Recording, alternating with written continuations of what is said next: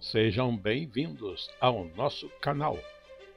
Nós queremos pedir a todos vocês, se possível, se inscrevam no nosso canal e nos ajude a crescer.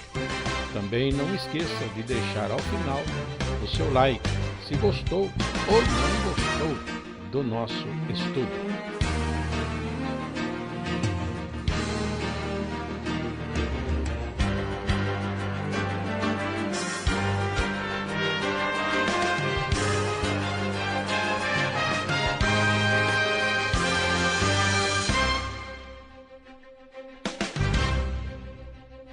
O estudo a seguir é de inteira responsabilidade de seus idealizadores e apresentadores.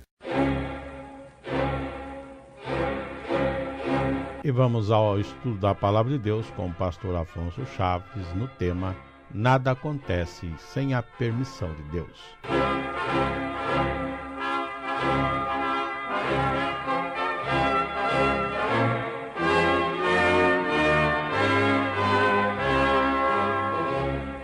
Temos estudado anteriormente um assunto em torno dos nossos sonhos, dos nossos projetos.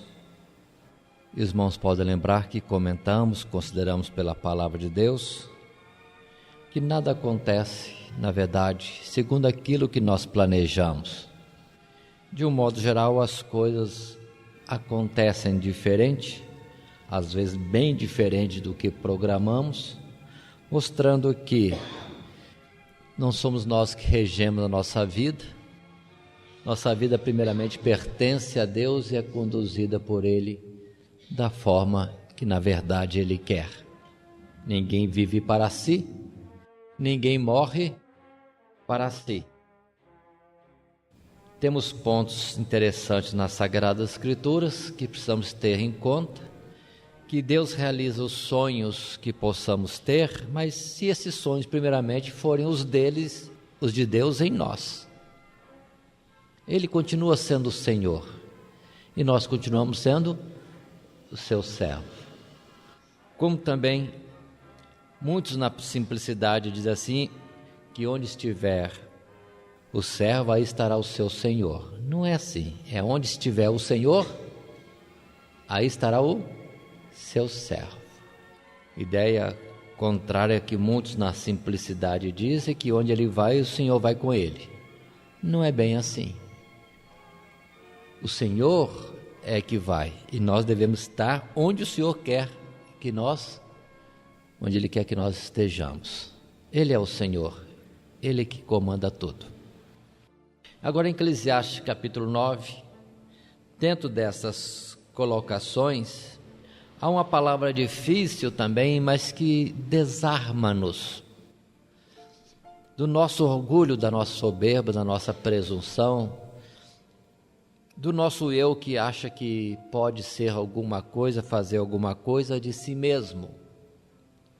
Quando no capítulo 9, verso 1, lemos este verso que diz: Deveras, diz Salomão, revolvi todas estas coisas no meu coração, para claramente entender tudo isto, que os justos e os sábios e as suas obras estão nas mãos de Deus, e também que o homem não conhece nem o amor, nem o ódio, tudo passa perante a sua face.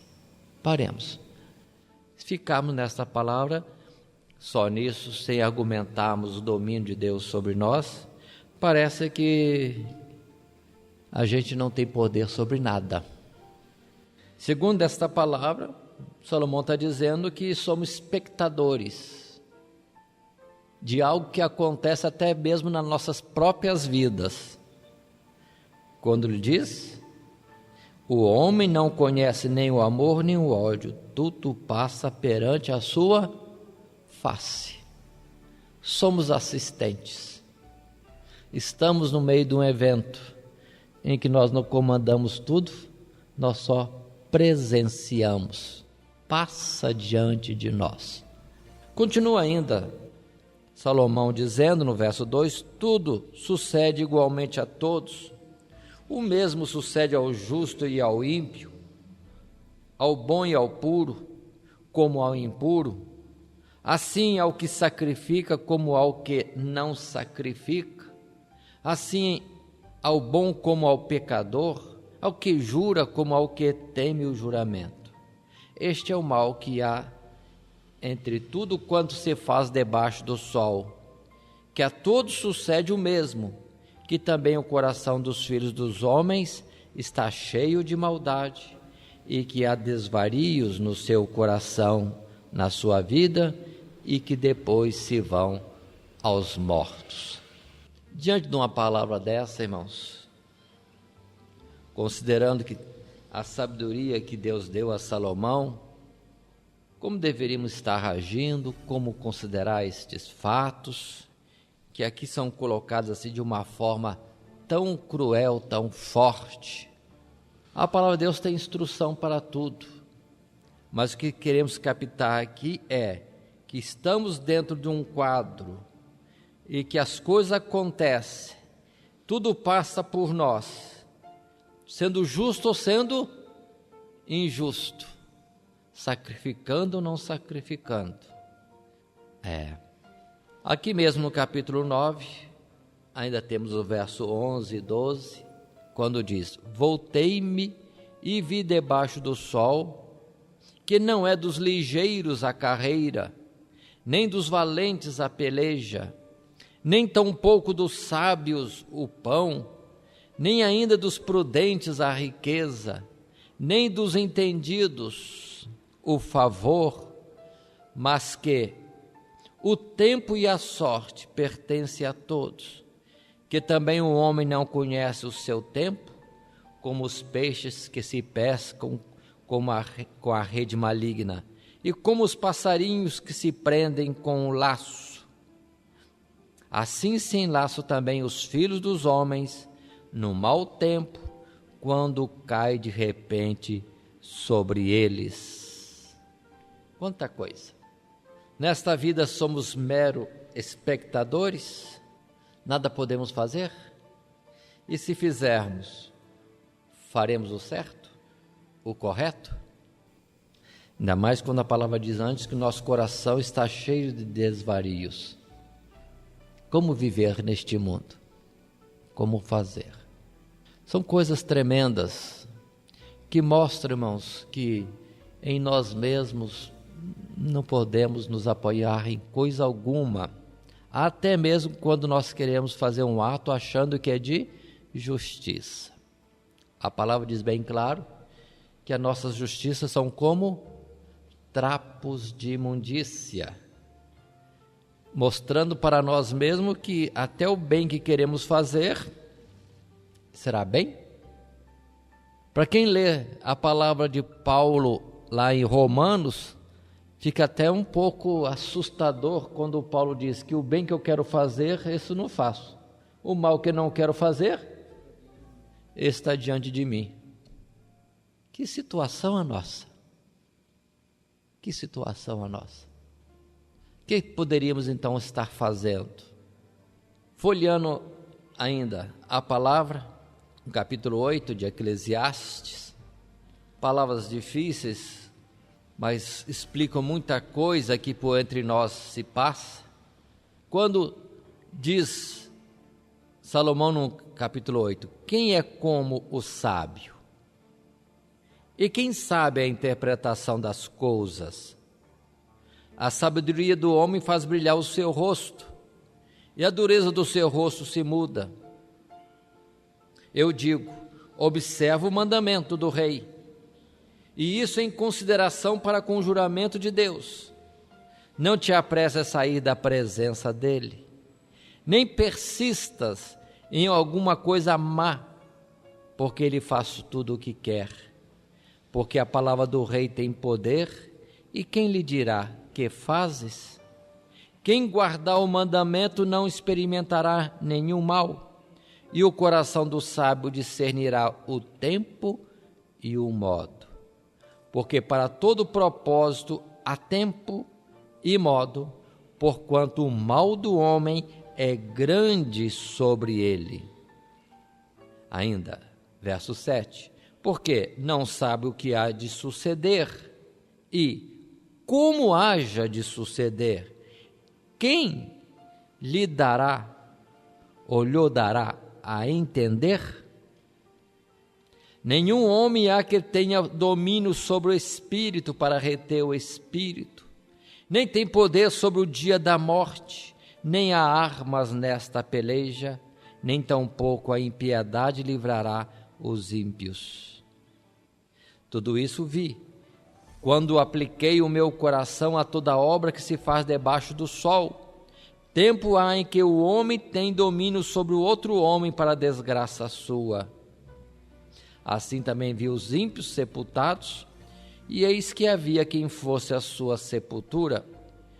E os que fizeram bem e saíam do lugar santo foram esquecidos na cidade. Também isto é vaidade. Quanta coisa, quanta coisa. Como estar certo, como agir certo, diante de tanta suposição e da palavra que nos diz que poderemos estar errando. Se fôssemos ler mais no Novo Testamento, em Pedro, por exemplo, palavra que encontramos também aqui em Eclesiastes, no capítulo 11, podemos ir para o capítulo 11. Que fazer? Como ter dias bons, se a palavra fala que dias de mal virão? Como escapar disso então? A palavra no capítulo 11 de Eclesiastes, aqui diz para nós, no verso 8, mas se o homem viver muitos anos e em todos eles se alegrar, também se deve lembrar dos dias das trevas, porque hão de ser muitos. Tudo quanto sucede é vaidade. Alegra-te, mancebo, na tua mocidade, e recreie-se o teu coração nos dias da tua mocidade. Anda pelos caminhos do teu coração e pelas vistas dos teus olhos. Sabe, porém, que por todas estas coisas te trará Deus a juízo. Afasta, pois, a ira do teu coração, remove da tua carne o mal, porque a adolescência e a juventude são vaidade. Aqui no verso 11, o verso que lemos, 8, mostra que certamente virá males sobre os homens, ainda que ele possa viver muitos anos, muitos dias, se alegrando. Mas lembre-se que virá um tempo ruim. Certamente virá. Para muitos parece o contrário, né? Parece que todos os dias são ruins. É uma raridade o dia de alegria. Mas também isso é vaidade, vamos dizer como Salomão disse. Mas o que fazer então? Como ter dias melhores? Como eu disse, no Novo Testamento se diria, faz o bem, faz o bem. Aqui Salomão foi um pouco mais longe, ao dizer no verso 9, dizendo ao jovem que se alegrasse, recreasse o seu coração, andasse pelo caminho do seu coração, também pela vista dos seus olhos, andasse, fizesse o que tem que fazer, só com cuidado, de que tudo que ele fizesse estaria diante de Deus para juízo, para julgamento. E aí termina com o verso 10 dizendo, então afasta a ira do teu coração, remove da tua carne o mal. Aí está para nós também já uma forma de viver diante do fato de que tudo passa diante de nós e nós não sabemos corretamente, precisamente, se o que fazemos, o que decidimos é o certo, é o melhor. O que fazer então? Temer a Deus. É quando Salomão, nas suas palavras, diz, no temor do Senhor está o princípio da sabedoria. Afasta da carne o mal, afasta a ira do teu coração. Lembra que a juventude é vaidade, é coisa passageira. Assim está a colocação para nós. Indo ainda ao capítulo 12 de Eclesiastes, nós temos, mas no final, ainda que o início também é importante, Lembra do teu Criador nos dias da tua mocidade. Lembrar de Deus nos dias que parecem de vigor, de fortaleza, em que o mal está longe, porque o mal virá, dias ruins virão, maus dias acontecerão. Mas termina Salomão esta expressão no verso 13, dizendo: de tudo que se tem ouvido, o fim é: teme a Deus, guarda os seus mandamentos, porque este é o dever de todo homem, porque Deus há de trazer a juízo toda obra e até tudo o que está encoberto, quer seja bom, quer seja mal. Como viver? Como viver? Se tudo está passando diante de nós. Se o bem que nos acontece não é sinal de que estamos aprovados. Se o mal que pode nos acontecer não é sinal de que estamos errados. Quanta coisa sobre nós. Quanta indecisão, quanta incerteza. Um exemplo que nós temos, irmãos, ali em Lucas capítulo 9, é interessante. Uma passagem que envolve os apóstolos, discípulos de Jesus. Lucas capítulo 9, verso 51. Um fato que sucede: Jesus indo para Jerusalém, passando por Samaria, Jesus envia os discípulos à frente para prepararem uma pousada para ele, mas no verso 53 diz que não o receberam. Os samaritanos não receberam a Jesus nesta aldeia, nesse dia, nesse tempo. Os samaritanos não receberam a Jesus. Não diz qual aldeia, que local era. E por que não receberam a Jesus? Porque o aspecto dos discípulos era de quem ia para Jerusalém, ou seja, iam adorar a Deus em Jerusalém. E como os samaritanos e judeus têm uma contrariedade entre si, judeus cultuando a Deus em Jerusalém e os samaritanos dizendo que era em outro lugar, nessa rixa religiosa, não receberam, não deram pouso para Jesus. E que vemos os discípulos falando no verso 54. E os seus discípulos, quais mesmo? Tiago e João, vendo isso, disseram: Senhor, queres que digamos que desça fogo do céu e os consuma, como Elias também fez? Tiago e João estavam decididos em defesa da honra de Jesus. E eles criam que se orassem, desceria fogo do céu. A ação deles era correta? Tudo parece que certo. Mas Jesus os censura no verso 55, dizendo: voltando-se, porém, Jesus repreendeu-os e disse: vós não sabeis de que espírito sois, porque o Filho do Homem não veio para destruir as almas dos homens, mas para salvá-las. E foram para outra aldeia. Tiago e João estavam certos? Até eu daria meu voto a favor de Tiago e João, no sentido que estavam tendo cuidado de Jesus, honrando a Jesus, crendo que viria fogo do céu, repreendendo aqueles que não tiveram esse cuidado, mas estavam fora do plano, estavam errados. Onde é que está o erro? Porque não estavam sintonizados com a vontade de Jesus. Poderia parecer bem este ato de justiça, de juízo, mas não estavam. Estavam incorretos, errados. E observe a gravidade quando Jesus responde assim: vós não sabeis de que espírito sois. Forte. Não é forte?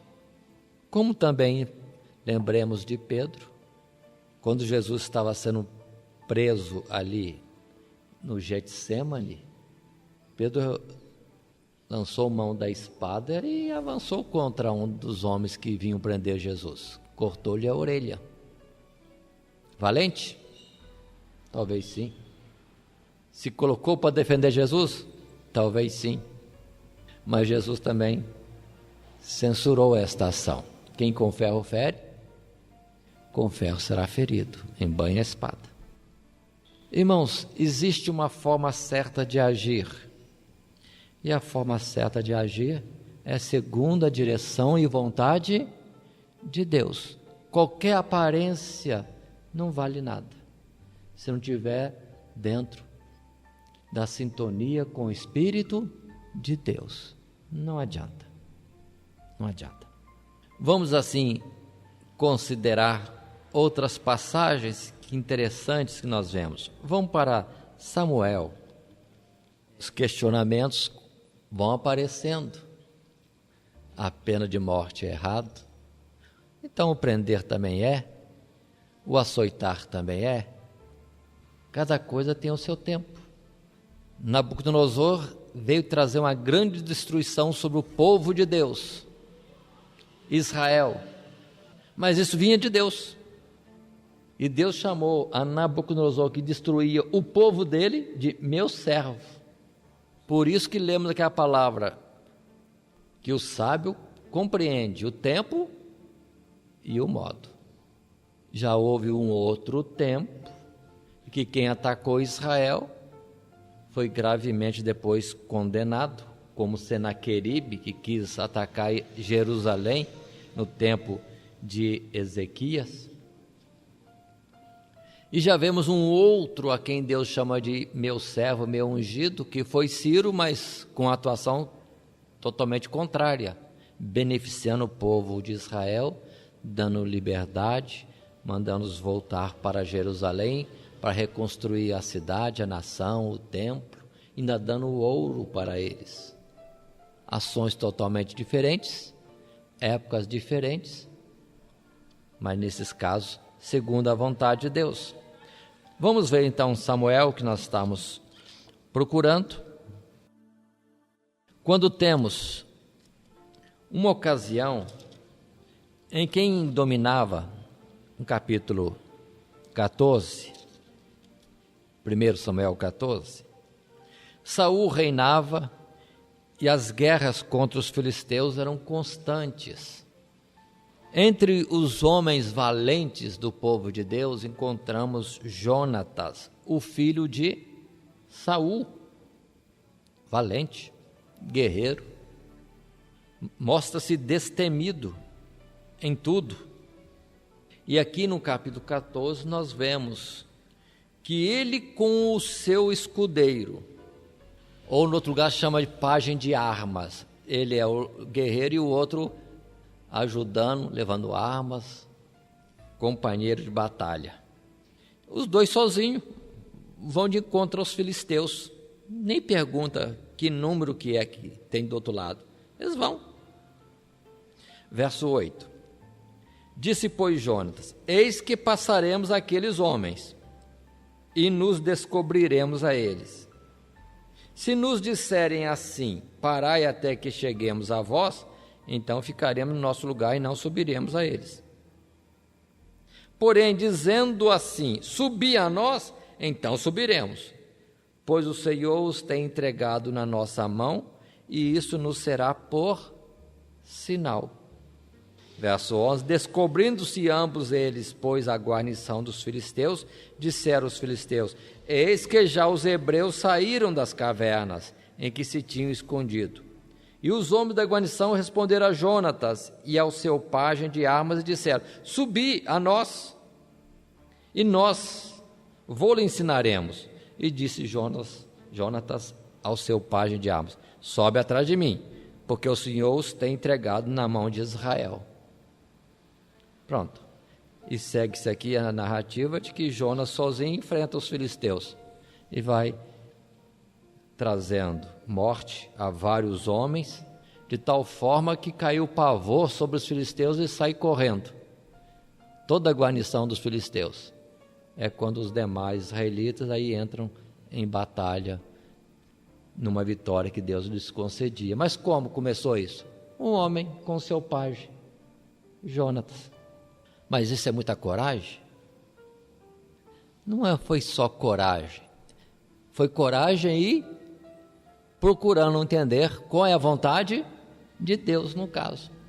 Deus nos deu um espírito que não é de covardia, é de fortaleza, mas também de moderação.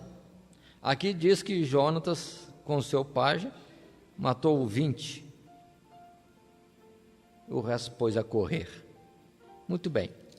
Passando as páginas mais um pouco, indo ao capítulo 17, já encontramos também a situação de Golias, provocando o povo de Israel, insultando e chamando alguém para a batalha. O Golias era um, não era 20. E quanto Golias provocava, e diz a palavra que isso sucedeu por vários dias, Jonatas estava ali. E em momento nenhum Jonatas se levantou para ir lá. Deixa que eu aguentei 20, agora isso aí não é 20. Por aí diz assim, né? Ele é um só, não é 3. Jonas não teve essa presunção. Não foi. Golias falou uma vez, 2 vezes, 1 dia, 2 dias, não sei quantos dias. Foi falando. Jonas não arredou-se do lugar. 40 dias. Acho que no 3º dia muita gente já poderia pegar da espada, vou lá acabar com isso. Ia sozinho. Porque não estava em sintonia com a vontade de Deus. Por que Jonatas não foi? Alguém vai dizer, covarde. Deu medo nele. Eu creio que não é nada disso. Se forem ver depois outras passagens de Jonas, ele continua valente, guerreiro, sem medo. Só que ele, um cuidado. Como ele fez no primeiro caso. Se Deus for conosco. Com esse sinal, sei que Deus está na frente. Então eu creio que ele deixava o Golias falando e não ligava para nada disto. Por quê? Não era com ele o assunto. O negócio é com Deus. E ele não sentia, não tinha impulso nenhum, presunção nenhuma de força, de valentia para enfrentar o Golias. E ficou quieto. Porque isso caberia no tempo certo à pessoa de Davi.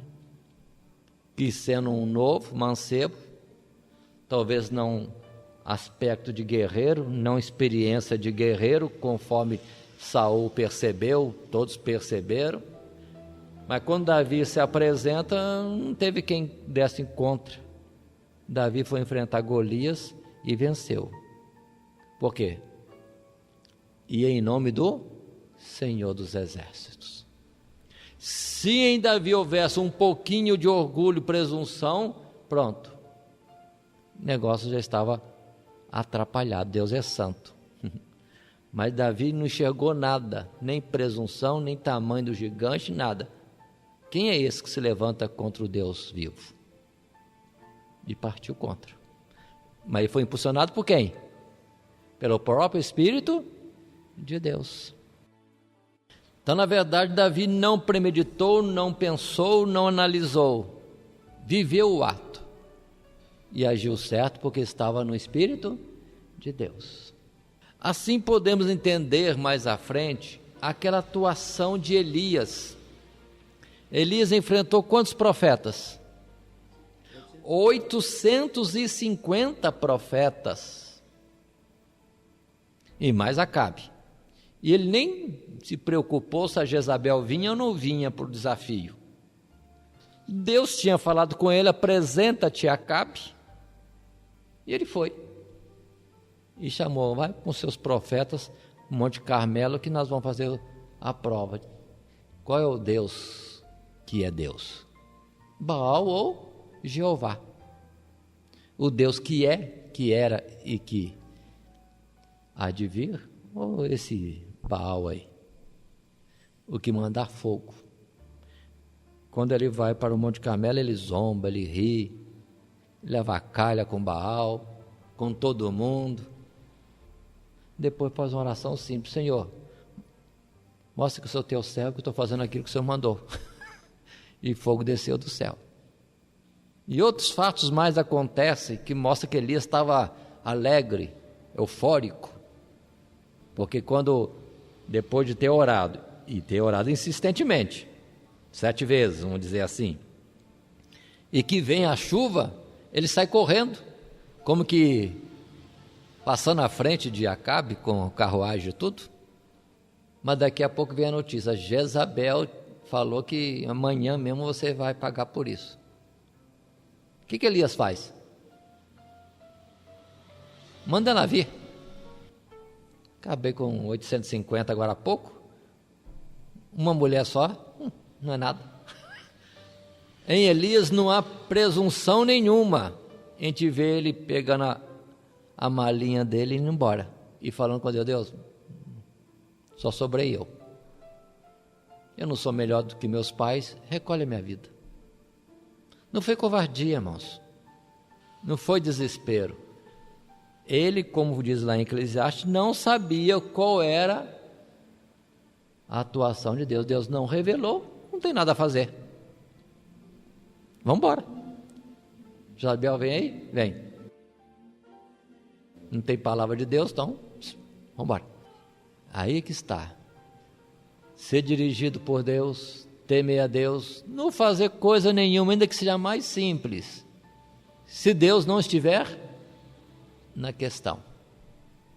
Porque pelo homem passa todas as coisas, como ele vai saber se está certo ou está errado?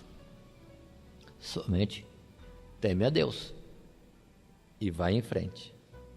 Abrindo em Isaías 57, que diz as Sagradas Escrituras, aquela palavra simples, conhecida, também bonita a palavra, no verso 15 do capítulo 57 de Isaías: porque assim diz o alto e o sublime, que habita na eternidade, e cujo nome é santo, num alto e santo lugar habito, e também com o contrito e abatido de espírito, para vivificar o espírito dos abatidos e para vivificar o coração dos contritos. Aqui mostra para nós também a atenção a esse particular. Deus é muito elevado, Deus é muito nobre, mas ao mesmo tempo observe que se Deus tem um alto e santo lugar onde habita, mas também diz aqui que ele habita com o contrito e abatido de espírito. Se alguém tem o seu coração elevado, ou é cheio de presunção, ou está cheio de si, Deus não acha espaço. Mas se a pessoa se esvazia de si mesmo, Deus acha lugar para agir.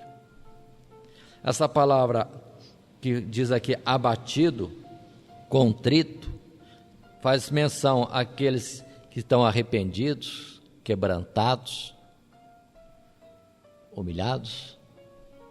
Quem está nessa situação mais humilde, mais quebrantada, é a área de atuação para Deus. A área de atuação. Agora, quando o homem se coloca na posição de que pode, que sabe o que vai fazer, pronto, Deus está dispensado. Falando àqueles judeus, Jesus disse: eu vim para dar vista aos cegos. Alguns judeus perguntaram para Jesus: nós também somos cegos?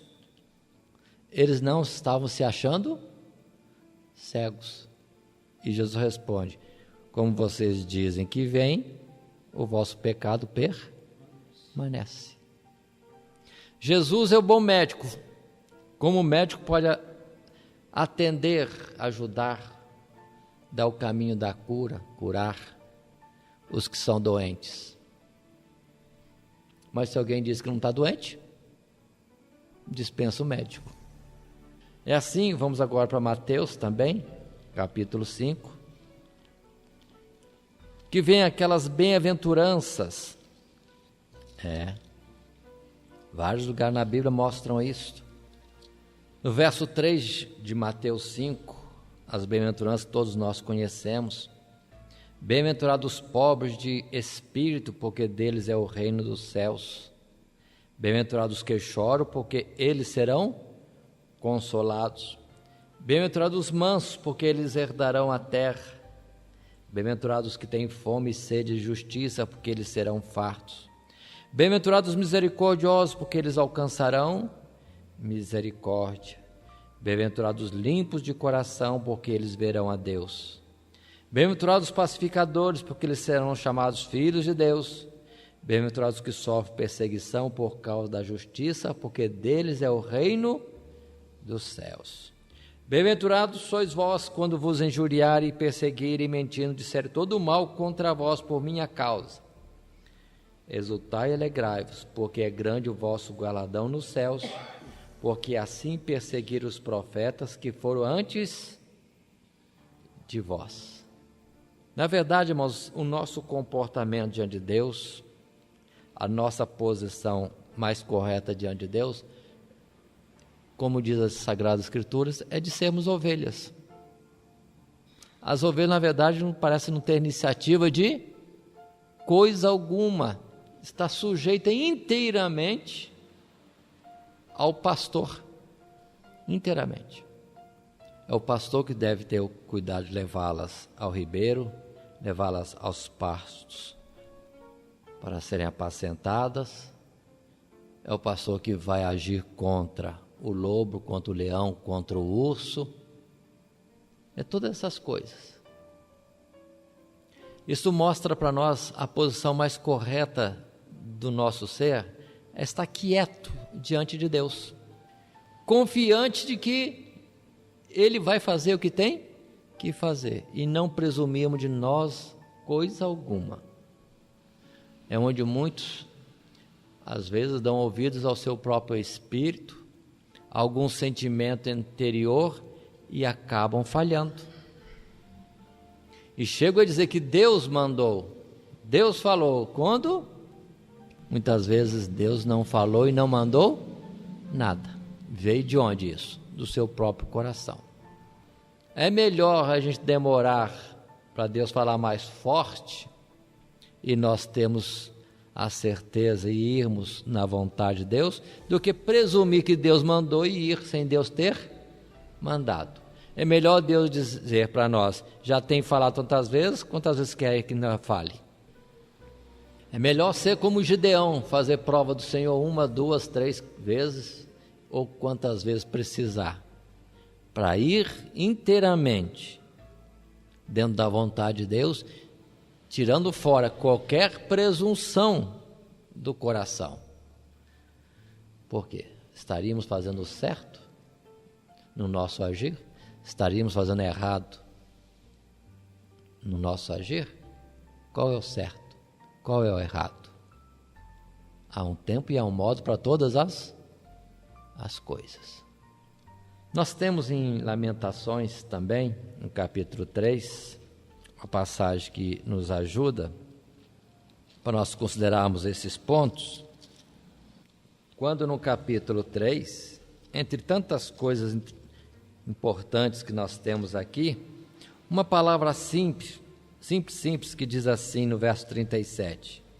Quem é aquele que diz e assim acontece, quando o Senhor o não mande? Porventura da boca do Altíssimo não sai o mal e o bem? Voltando a esse verso 37. Pode alguma coisa acontecer sem que Deus não esteja mandando? Verso 38, porventura da boca do Altíssimo não sai o mal e o bem? É onde nós somos como Salomão disse naquele capítulo e verso, capítulo 9, verso 1. Passa por nós, nós não conhecemos nem o amor e nem o ódio. Depois diz mais ainda um ponto que é importante nós estarmos atentos. De que se queixa, pois, o homem vivente? Queixe-se cada um dos seus pecados. Convite à contrição, ao arrependimento, ao abatimento. Verso 40. Esquadrinhemos os nossos caminhos, experimentemo-los e voltemos para o Senhor. Levantemos os nossos corações com as mãos para Deus nos céus, dizendo: nós prevaricamos e fomos rebeldes, por isso tu não perdoaste. Mas voltando ao verso 40 e 41. Esquadrinhemos nossos caminhos, experimentemo-los e voltemos para o Senhor. Levantemos os nossos corações com as mãos para Deus nos céus, dizendo... Bonita aquela palavra que se encaixa aqui, que também Davi disse: som do meu coração, vê se em mim há algum caminho mau e guia-me pela vereda da justiça. É quando Salomão diz também: nós entregarmos ao Senhor os nossos caminhos, reconhecer o Senhor nos nossos caminhos, em tudo, na hora boa, na hora ruim. Deus está acima de tudo. Deus está acima de tudo. E sempre teremos o convite para nos abatermos e nos humilharmos debaixo da mão do Senhor. Ficar quieto. Voltando a Eclesiastes capítulo 7. Também Salomão disse, dentro desse quadro que vivemos, pelo que Jesus disse também: basta a cada dia o seu mal. Não vão ficar planejando muito o amanhã, que o amanhã não vai ser do jeito que a gente está pensando que vai ser. Vai ser do jeito que vai ser mesmo. Só Deus conhece, a não ser que Ele nos revele, mas é por revelação, não é por nós mesmos, fazendo uma conjectura. É que Salomão diz: melhor é a boa fama do que o melhor unguento, e o dia da morte do que o dia do nascimento de alguém. Quão difíceis são essas palavras, né? Melhor é ir à casa onde há luto do que ir à casa onde há banquete, porque ali, no luto, se vê o fim de todos os homens, e os vivos o aplicam ao seu coração. Melhor é a tristeza do que o riso, porque com a tristeza do rosto se faz melhor o coração. O coração dos sábios está na casa do luto, mas o coração dos tolos na casa da alegria. Melhor é ouvir a repreensão do sábio do que ouvir alguém a canção do tolo. Quanta coisa! O convite para nós sempre, irmãos, é de quebrantamento. Estamos vivendo uma época, nós temos tanta coisa acontecendo no mundo, tanta direito, tanta folga, tanto conforto, tanto bem-estar. É uma ilusão. Estamos sendo enganados. Jesus disse que os dias são maus. Tem hora que eu paro e fico pensando assim: meu Deus, eu lembro da minha infância. O povo vivia de uma forma simples. Tinha as épocas difíceis que a gente comia arroz com cebolinha com arroz. Hoje parece que todo mundo, até nas famílias mais simples, tem com mais frequência aí um bife de peito de frango, né? Estamos vivendo bem? Será que estamos bem? Será que isso indica que Deus está nos abençoando? Quando, na verdade, irmãos, pela proximidade da vinda de Jesus e os dias de trevas estarem avançando, iniquidade multiplicando, o amor esfriando, era para nós estarmos de outra forma. Com tudo aquilo que o mundo pode oferecer de bom, era para nós estarmos mais em tristeza de rosto, preocupado. Epa, o que está para vir aí?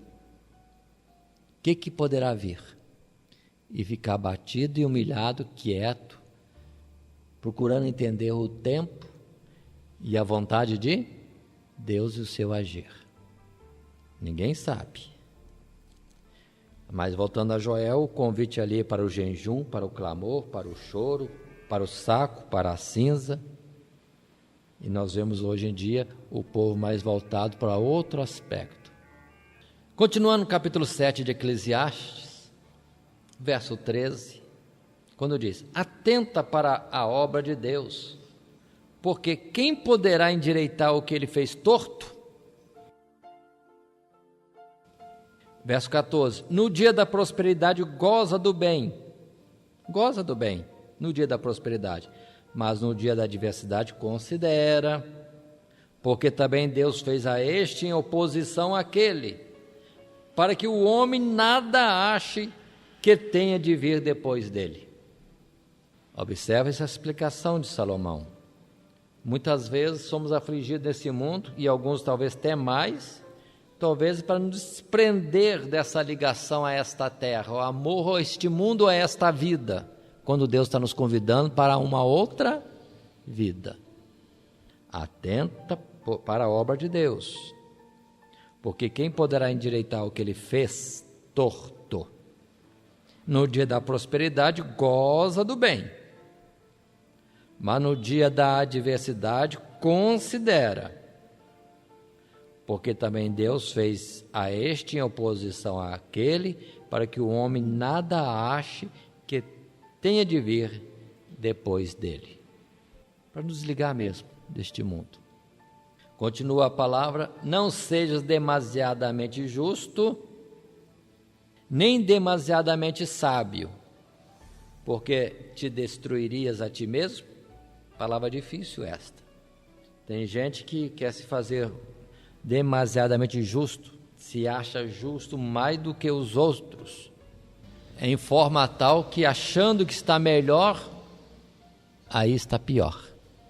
Eu lembro de um jovem dentro de uma família de crentes.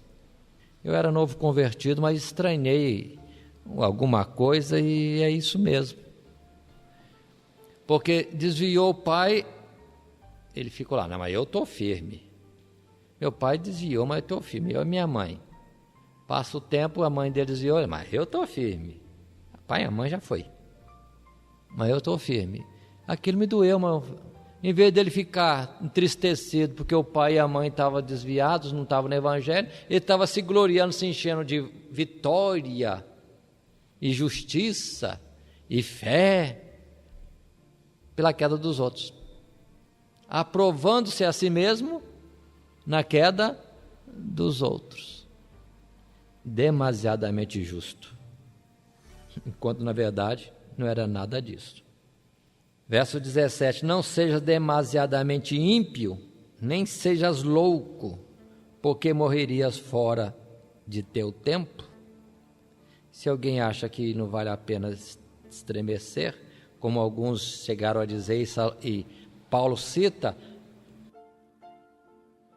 vamos comer e beber porque o amanhã é o amanhã, ou vamos aproveitar o dia por isso ou por aquilo, já que é difícil ir para o céu, vamos aproveitar o que dá para aproveitar enquanto é tempo, se tornando ímpio ou louco, vai ser destruído antes do tempo. Verso 18: bom é que retenhas isto, e também disso não retires a tua mão, porque quem teme a Deus escapa de tudo isto. Volta ao verso 15: tudo isto vi nos dias da minha vaidade. Há um justo que perece na sua justiça, e há um ímpio que prolonga os seus dias na sua maldade. Mas voltemos ao verso 18: quem teme a Deus escapa de tudo isso. Indo novamente ao capítulo 8: quem é como sábio, quem sabe a interpretação das coisas. Verso 5: quem guardar o mandamento não experimentará nenhum mal, e o coração do sábio discernirá o tempo e o modo. Quem guardar o mandamento não experimentará nenhum mal. Paremos. Mas não disse há pouco que o justo também sofre? Sim ou não? Não disse agora há pouco? Como que diz Salomão agora que não experimentará nenhum mal? Verso 7: porque não sabe o que há de suceder, e como haja de suceder, quem lhe dará a entender? Na verdade, irmãos, coisa boa qualquer que exista, ou coisa ruim que possa nos acontecer, isso não é nada, porque tudo isso é passageiro. Tudo isso é passageiro. aquele que está em Deus, o mal que pareceu lhe sobrevir, acaba não sendo mal. Se depois o final das coisas é melhor. Por isso também diz a palavra, melhor o fim do que o princípio. Se o nosso fim for em Deus, com Deus, aprovado por Deus, dentro da sua benignidade, qualquer mal que aconteceu foi até bem. Por isso que em outro lugar diz o salmista que foi bom ele sofrer, ser abatido no dia da sua mocidade. Já cresceu o moço abatido, humilhado. Lembre-se de José. Por que passar por aquele caminho? É Deus trabalhando, moldando. Os dias eram maus, para quem olhasse para José, dias maus, muito maus, injustos. Mas na verdade, ao final, foi mal? O que ele perdeu? Nada. Antes, ao contrário, muito ganhou com aquela vida triste e os males que lhe sucederam. Assim também vamos entender a palavra que temos em Filipenses, para nós termos o mesmo sentimento de Cristo Jesus. Estar pronto a qualquer coisa que venha e nos aconteça, desde que estejamos humilhados debaixo da potente mão de Deus. Em obediência a Deus ou em temor a Deus e reconhecendo a Deus em todo o nosso caminho, o que acontecer? Porque nada nos acontece se Deus primeiramente não o mandar. Que Deus nos abençoe, irmão. Essas palavras são um convite para nós estar mais preocupados em estarmos humilhados, tristes e abatidos na presença de Deus, do que cheio de nós mesmos, porque sem Ele nada podemos fazer. Ele tem o caminho certo e o caminho que é aprovado, porque nós mesmos não sabemos qual é este caminho. Que Deus nos abençoe em Cristo Jesus. Todo dia, toda hora, muito mais prazer em ouvir. Radionet Grata Nova. Web Rádio, a qualidade que faz a diferença, cada vez mais necessária. Rede Grata Nova de Evangelização. Acesse nosso site www.horadadecisão.com.br. Hora da Decisão, tudo junto, sem acento.